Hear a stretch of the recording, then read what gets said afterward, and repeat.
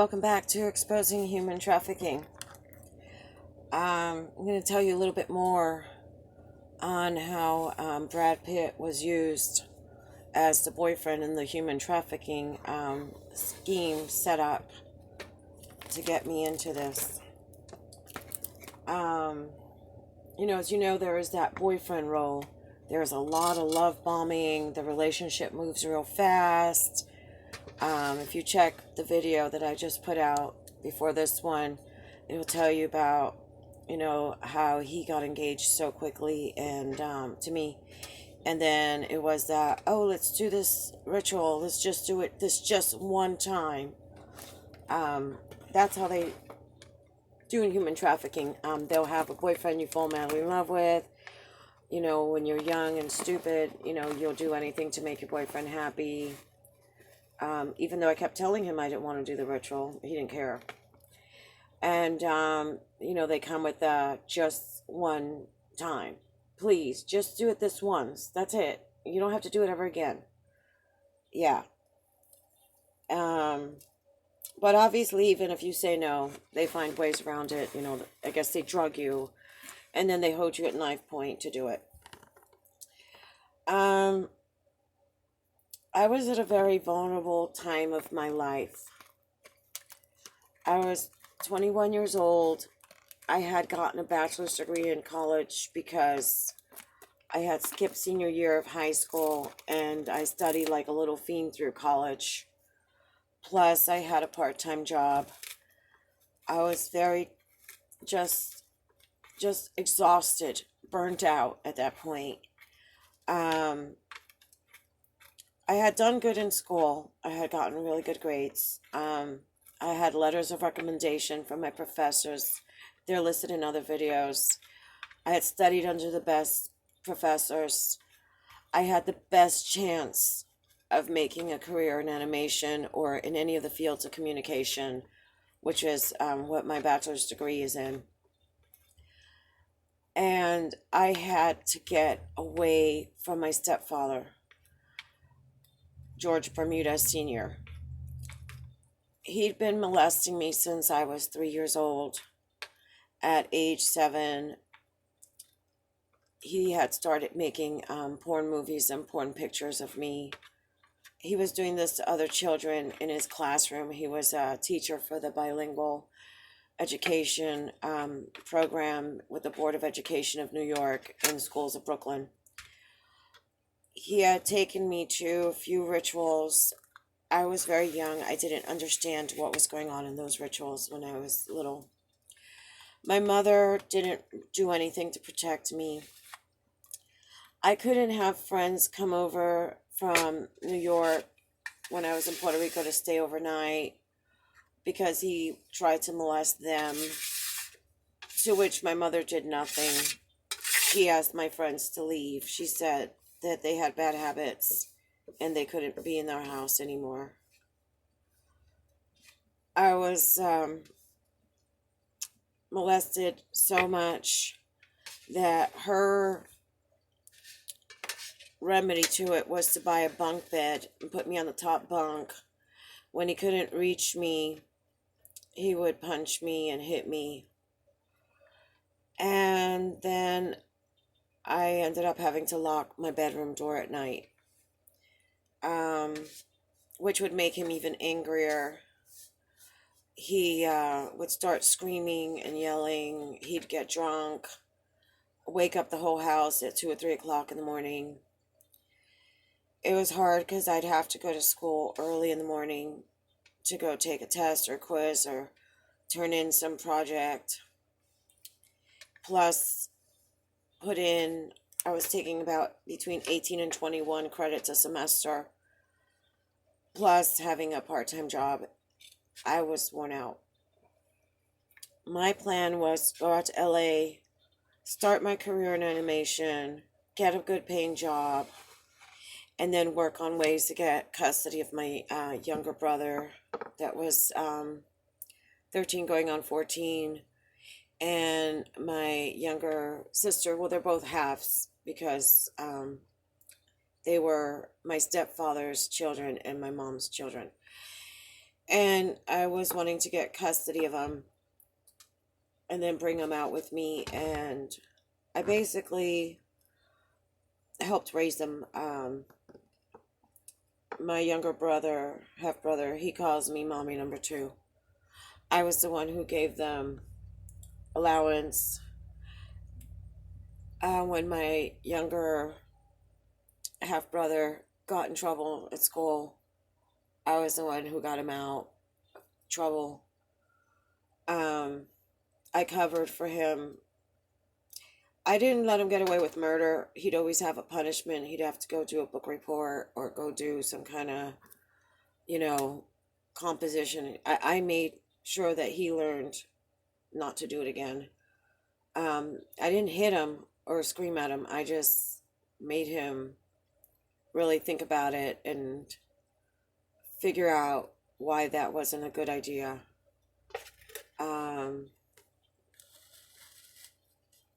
My mom wasn't available. We grew up, yeah, she'd cook and clean, but she was not emotionally there. And at times of the abuse, I don't know where she was. She was usually watching television because she didn't want to do things that a wife's supposed to do with her husband, and so she stayed busy watching television, and then that's when he would come into my room. So it was hard getting a job in LA.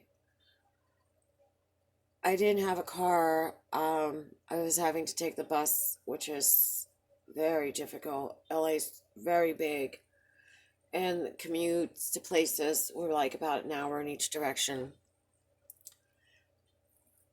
I thought I would be safe with my older half brother. I thought he was my half brother. It was really my stepbrother. And my stepbrother calls up to his house and starts screaming on the phone. He was saying that I was a whore, that I'd be walking the streets in 5 years, that I better get my ass home, that supposedly my mother was sick and dying from cancer, which turned out to be a lie, that I needed to go and raise my younger brother and sister, or he was going to hurt them. I was hysterical. I had a cat that he was always threatening to kill. That meant the world to me. She was the little kitten I had from tiny little baby, and I know it sounds kind of stupid, but she used to go with me everywhere. She used to go to university. All my friends knew her, kind of like the way you take your dog everywhere. My cat went with me everywhere. And part of that was because I didn't feel she'd be safe at home. So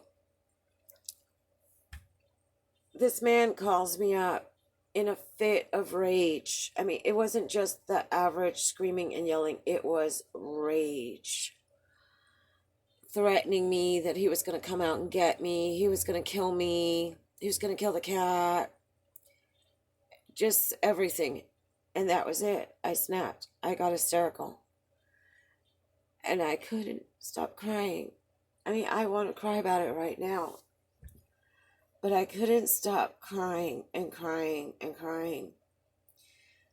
Because I knew if I didn't make it in LA, I was going to have to go back home to that hellhole, and that man was going to hurt me some more. And I was worried about my younger brother and sister. And I knew my mom wasn't going to do anything to protect any of us. My aunts and uncles knew what was going on, but they didn't get involved. And I really needed to make money and get out. And I lost it. I just got hysterical. So my stepbrother, Jorge Bermudez Jr., which is his son, steps in and he's like, "Oh, it's all right, little sis. You'll be all right. Don't worry." You know, that's how these Satanists are. They pretend to be your friends. They pretend to care. And he was grooming me to do porn and to traffic me, human traffic, sex slave. And he had some background in military, but he never wanted to talk about it. He had been up in Alaska. He had some dog tags. And he never wanted to talk about what he was doing in Alaska, but it was some supposedly top secret government project. And he said that he learned something there that would help me. And he said, "Have you ever tried hypnosis? That hypnosis helps you when you have some bad things, some traumas, or some phobias." I thought this was my brother that was supposed to protect me, that loved me, that had opened up his house to his kid's sister. I thought he was showing me the same kindness that I showed to my younger half-brother and sister, but I was wrong. So he put me under hypnosis. And who knows what he put in, because I was in such a state of hysteria. Who knows what suggestions.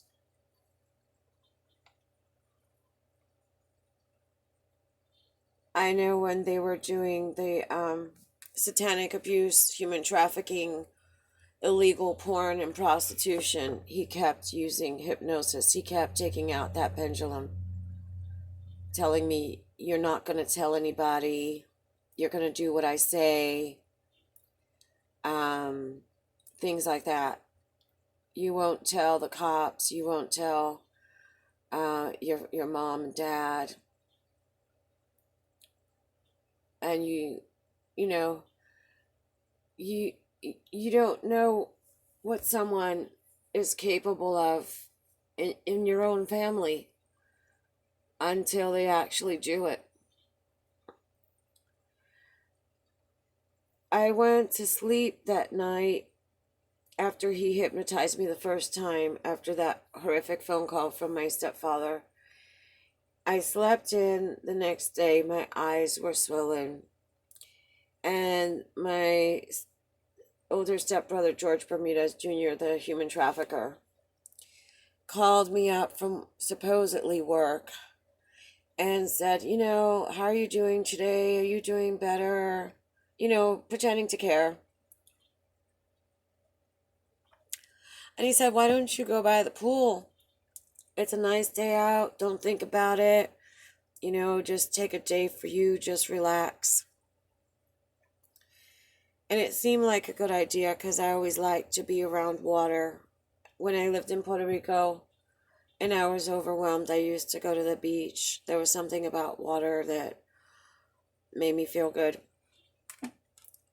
And so I went out to the pool, but I was still crying. I was terrified of having to go back home, that things were not working in LA. And I wasn't making enough money to be able to get my own place. And, getting my career. I had a job, but it wasn't, in my field, and it wasn't enough to pay rent. And there was no way I was going to make ends meet. I was going to end up homeless because my older stepbrother, Jorge Bermudez Jr., lied again. And he said that his lease at his place was up in about a week. And he was in the process of moving out. Lies. Just to put more pressure, make me more desperate. So I was crying, and then my eyes were blurred from crying so much. My eyes were so swollen. And I heard the gate of the pool open. And I looked up, and there was a guy coming in. The sun was behind him, so I couldn't see his face. It was about 5 o'clock. And in walked Brad Pitt.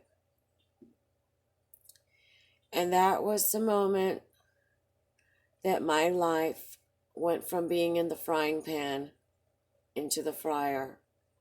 Because now the human trafficking boyfriend had come on to center stage to further manipulate me in a broken state. And I regret that moment, and I regret having anything to do with Brad Pitt. I regret him. That's how they do it.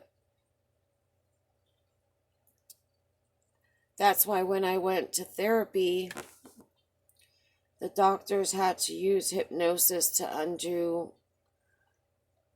what they had done, and plus address a lot of the trauma that was in me. And that's why when Brad came back on August 7th, 2018 to Taos Plaza, he used hypnosis again to undo all the healing that the doctors did and caused me to have another nervous breakdown. Now, I don't know. I don't want to be a conspiracy theory person, but I've heard about military using hypnosis. I don't know. I know that my older stepbrother, Jorge Bermudez Jr, said he learned this in the military at a top secret assignment he had been on. He was 30 years old. 31. I was 21. He's 10 years older than me. So, I'm just putting it out there. If you like this video, go ahead and give it a thumbs up. Comment down below if you know anything, or if you have any questions. Please share this. Please share it, so that there's not one more victim of human trafficking. And if you haven't done so, subscribe. Thank you.